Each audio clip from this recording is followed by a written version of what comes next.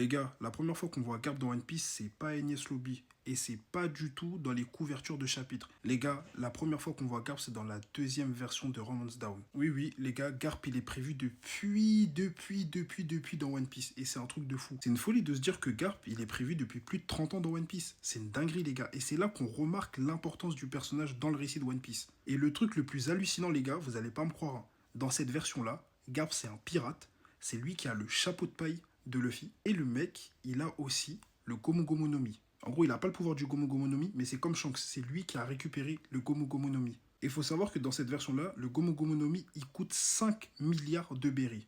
Dinguerie, les gars. Dites-vous que le OP no Mi, il a le même prix que le Gomu Gomu no Mi dans cette version. C'est une folie, les gars. Sachant que le OP no Mi, c'est le fruit le plus cher de One Piece. Donc dites-vous à quel point ce fruit-là, il était convoité même dans les anciennes versions de One Piece. Dites-vous que dans cette version, Garp, c'est un pirate. Déjà, c'est un truc de fou parce que Garp et les pirates, ça va pas du tout ensemble.